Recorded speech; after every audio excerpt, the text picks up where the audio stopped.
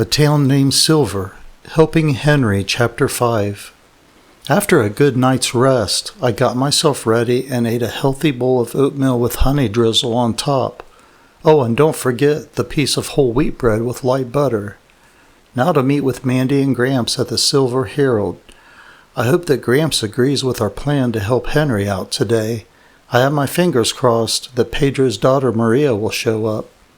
Arriving at the Silver Herald, I walked in. Mandy and Gramps were already having a conversation. Mandy must have just walked in herself because I overheard Gramps bark out his usual, "What's the scoop, Mandy?" Mandy replied, "I'll tell you, Gramps." Gramps was surprised. "Really?" asked Gramps. "Yes," said Mandy. "Well, I guess there's a first time for everything," said Gramps. "Good morning, Mandy and Gramps," I said after they finished their conversation. "Oh, hi, Randy," Mandy and Gramps replied. "How are you doing this morning, Randy?" Mandy asked. "I'm doing just fine," I told her, "but I want you to continue and let Gramps know what the scoop is." "Wait a minute, Randy," said Gramps. "You know what the scoop is before I do?" "That is against company policy," he said with a laugh. "Well, let me know what the scoop is," Gramps said to Mandy. "The suspense is killing me," Gramps said. "Good things come to those who wait," said Mandy. I'm waiting," said Gramps. "Did you hear about what happened to Henry?" Mandy asked Gramps. "Yes, I did," he replied. "I feel sorry for the poor fellow," said Gramps. "Randy and I want to go over to his house today and give him some moral support," said Mandy. "We also want to finish the job of cleaning the leaves out of Miss Peterson's gutters," she continued. "I like the idea," Gramps replied. "And that would make a good human interest story," he said. "That's what I was thinking too," replied Mandy. "All right, kids, you have my permission," Gramps said. "I'll give you a call if anything comes up that needs your assistance," Gramps said. "I'm expecting it to be very slow today anyway," he continued.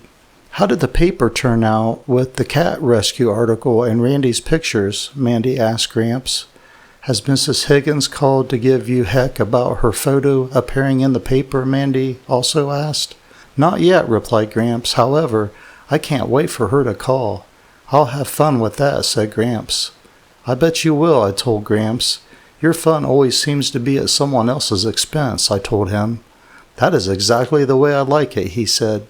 "You are a rascal," I told him. "But we love you that way," said Mandy. "Yes, we do," I replied. "Keeping you on your toes," said Gramps. "Now you two get out of here. I have important work to do," Gramps barked out. "Especially making sure Mrs. Higgins sees her photo in the paper," he said. "I may deliver it in person," Gramps said. "We don't want anything to do with that," said Mandy. "See you later, Gramps," Mandy and I told him as we headed out the door. We went over to Henry's house using the company car. On the way I told Mandy, "I have a confession to make." "What is it?" she asked. Mandy had a slight worried look on her face. "Oh, don't worry. It wasn't anything too bad, I don't think," I told Mandy. "Mandy, after we left the diner, I stopped over to see if I could catch Pedro before he left the store. I met him just in time while he was closing the shop." "Why did you want to meet up with Pedro?" asked Mandy. "I remembered that at Maggie's diner you mentioned that Henry liked Pedro's daughter Maria, so I decided to ask Pedro if any of his family would be able to help out this morning." "What did he say?" asked Mandy. "Pedro told me he would talk to his family last night to see if anyone could come over to help." "So you were hoping Maria would show up?" asked Mandy. "You sly dog," said Mandy. "I do believe some of Gramps is rubbing off on you," she continued. "That is what I said to myself," I replied. "Let's hope it works," we both said at the same time. "Jinx, you owe me a pop," said Mandy. "Put it on my tab," I told her. We pulled up into Henry's drive, and to our surprise, Maria was sitting with Henry on the porch swing. "Would you look at that?" said Mandy. "That is awesome," I replied. "They are hitting it off just fine," I told Mandy. "They sure are," Mandy replied. "You're a good matchmaker," said Mandy. "I work on it in my spare time," I told her. Mandy and I walked up to the front porch to greet Henry and Maria. "Good morning," we told them. "It sure is," Henry replied. Mandy and I looked at each other and chuckled a little. "Thanks for coming on such short notice," I told Maria. "No problem, Randy," she responded. "It is my pleasure to help," she continued. Mandy whispered to me, "I don't believe I have ever seen Henry so happy. Maybe he will stop teasing me so much about being his girl crush," she continued. "Time will tell," I replied. "How are your arm and your shoulder feeling?" Mandy asked Henry. "My shoulder feels better," Henry replied. "However, I still have quite a bit of pain in my forearm," said Henry. "We are sorry to hear about what happened to you," I told Henry. "Things like this happen," he replied. "So Maria told me you guys were coming over to finish cleaning out Miss Peterson's gutters," said Henry. "I really appreciate that," he continued. "No problem at all," replied Mandy. "While we are working at Miss Peterson's, make a list of anything else you need and we will pick it up for you," said Mandy. "We can write things down for you if you need help," I told Henry. "I can manage," Henry replied. "However, I won't be able to drive for a while, as I am right-handed and my car is standard transmission," said Henry. "We've got you covered, buddy," I told Henry. "We will catch up with you later after we finish up at Miss Peterson's," said Mandy. "Sounds good," Henry replied. The three of us walked over to Miss Peterson's house and rang her doorbell. It took a few minutes for her to answer the door. "Miss Peterson is an elderly neighbor of Henry's," Mandy told us. "She is a sweet lady, but very slow and hard of hearing," said Maria. Miss Peterson finally opened the door and saw the three of us standing there. "I paid my cable bill," she said abruptly. The whole three of us looked at each other and honestly had a difficult time not laughing. We held it in, though, and politely told her that we were there to finish cleaning out her gutters. "Oh, thank you so much," Miss Peterson replied. "I will make sure that I pay you when you're done," she said.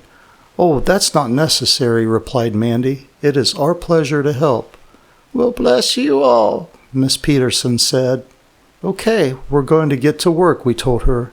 "We will let you know when we are finished." "Swell," Miss Peterson responded as she slowly turned around to go back inside her house.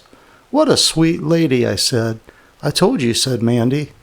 "We have a slight problem," I told Mandy and Maria. "I don't mind climbing the ladder, but I do have an issue with my balance. I will take my time and it'll be just fine." "Oh, no, you don't," Mandy quickly replied. "I can see you and Henry sitting over there with broken arms," she continued.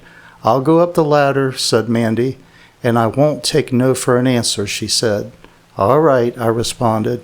"We will stay on the ground where it is safe," Maria said. "And if I fall, Randy, all you have to do is catch me," said Mandy. "That would be my pleasure," I responded. We set the ladder up, and I strung a rope over the top edge of the ladder and attached it to the bucket handle. Mandy could fill the bucket with leaves. We could slowly lower it to the ground. Then Maria could dump it in the yard bag. "Your system is working out really well," said Maria as we began working. "Mandy would have to come down to reposition the ladder," I said, "but there's no getting around that." When we were about halfway done, Maria and I heard Mandy talking to someone. We looked at each other, each of us with a curious look on our faces. "Who in the world is she talking to?" I asked Maria. "I have no idea," Maria responded. "Herself, maybe," Maria continued. "Hey, Mandy, what's going on up there?" Maria asked. "Hey, guys," said Mandy. "I have a little friend up here on the roof." "And I found a present for him," Mandy said. "Send my cell phone up in the bucket, and I'll see if I can get his picture and show you," said Mandy. Maria grabbed Mandy's cell phone, and I sent it up to her in the bucket. Mandy kept chatting with her little friend. We could hear Mandy say, "Now stay right there, little buddy, and I can take your picture." "I'll make you famous," Mandy continued. "I think she's lost it," said Maria. "I would have to agree with that assessment," I replied. Mandy retrieved her cell phone from the bucket. Then we heard Mandy say, "Now smile for the camera." Then we heard Mandy say, "Got it." "I can't wait to show you guys," said Mandy. "Let's wait until we finish the job, though, and get back to Henry's house," Mandy said. "We can't wait," Maria and I replied. Mandy stuck her cell phone in her back pocket and continued working. After the last section of gutter was cleaned out, Mandy made her way down the ladder.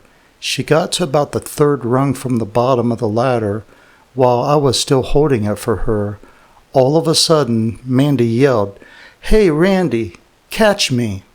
Mandy let go of the rungs of the ladder and fell backwards. I reacted quickly and caught her in my arms.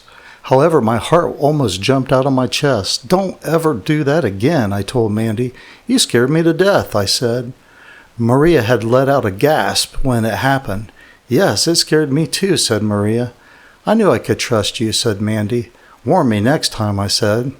After Mandy scared the wits out of us, we bagged up all the leaves, then we rang Miss Peterson's doorbell. Nothing happened, so we rang it again and knocked on her door. Miss Peterson finally came to the door. She again saw us standing there and asked, "Are you collecting food for the food drive?" We had the same reaction as before, however, this time we were a little more prepared for it. "No, ma'am," Mandy replied. "We finished the job that Henry started before he fell off the ladder and broke his arm." "Henry fell off the ladder?" Miss Peterson exclaimed. "My goodness, I hope he's all right," said Miss Peterson. I leaned over and whispered to Mandy, "I bet you're sorry for bringing that one up." Mandy slightly shook her head yes, not to be noticed, while Maria let out a little chuckle. "Well, you kids have a fun time," said Miss Peterson.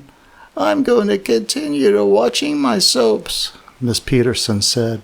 "All right, we will see you," we replied. Maria leaned over to Mandy and whispered, "Don't ask any more questions, please." "Goodbye, Miss Peterson," we told her as we headed back to Henry's house.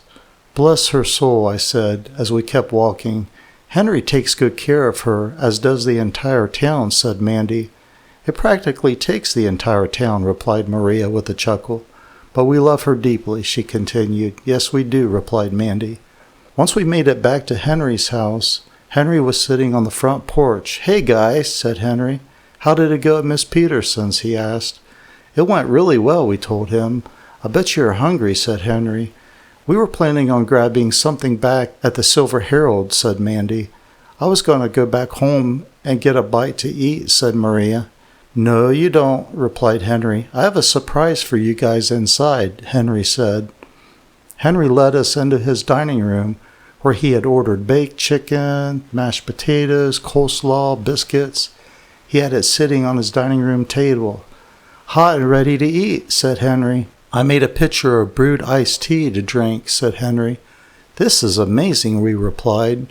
"I'm glad I volunteered for this job," said Maria. "Hey, Mandy, after we eat, don't forget to show us the picture of your little friend you were talking to on Miss Peterson's roof," said Maria. Henry laughed. "Is Mandy talking to herself again?" Henry asked. "We think so," Maria and I replied. "Just wait and see," said Mandy. "We can't wait," we told her. After having a wonderful lunch and good conversation, Mandy reached for her cell phone beside her on the dining room table. "Are you guys ready?" Mandy asked. "Let me guess first," I asked Mandy. "Is it a picture of yourself talking to yourself?" "Nope," Mandy replied. "Your turn, Maria," said Mandy. "Is it a picture of a leaf that looks like a person?" asked Maria. "Nope," said Mandy with a chuckle. "Your turn, Henry," said Mandy. "Did Miss Peterson get lost and find herself on top of her roof again?" asked Henry. With that, all of us began laughing so hard we could barely breathe. "Oh my," all of us said. "That was too funny, Henry," we told him. "You are hilarious," Maria told Henry. "I like a man with a good sense of humor," said Maria. Henry's face turned as red as a beet. "Now, show us who your friend was on Miss Peterson's roof," said Maria. "All right," said Mandy. "I will explain what happened," she continued. "When I was cleaning the leaves out of the section of gutter, I found a single acorn there," Mandy said. "All of a sudden, I heard the scampering of little feet on the roof. I looked up and there was a little squirrel," Mandy said. "I put the acorn in the palm of my hand and held it out. The little squirrel came right up to me slowly and took the acorn from my hand. It was so adorable. I named him Henry," said Mandy. "I'm deeply honored," replied the real Henry. "Here are the photos I took," said Mandy. "These are amazing," we replied. You can add those photos with mine in your article, I told Mandy. Great idea, Mandy replied. Just then, Mandy received a phone call from Gramps. How's it going out there, Mandy? Asked Gramps. Sounds like you guys are having too much fun, said Gramps. That is another ding against company policy, Gramps said. No having fun at work, Gramps barked out with a laugh. Everything went well, Mandy told Gramps. We'll be back at the Silver Herald in about 20 minutes, said Mandy. Sounds good, Gramps responded. You and Randy can work on the article the rest of the day, said Gramps. Make sure Randy gets some photos, said Gramps. He took some pictures while we were working, Mandy told him. And I got a few myself, Gramps, Mandy said. All right, kid. I can't wait to see what you've got, said Gramps. See you in a few, Mandy replied. See you later, said Gramps. We are getting ready to head out, I told Henry.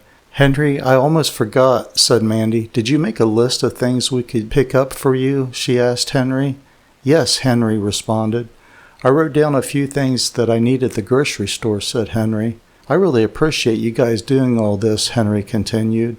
It is our pleasure, Maria responded. And all of us had a good time, we told him. Me too, said Henry. See you later, Henry, we told him. See you guys, Henry replied. I just remembered something. Now I have a handwritten note from Henry. I'm sure that he's the one who put the envelope on my apartment door for the free dinner at Maggie's Diner. I will keep the note after we shop and compare the handwriting at my apartment later, I thought to myself.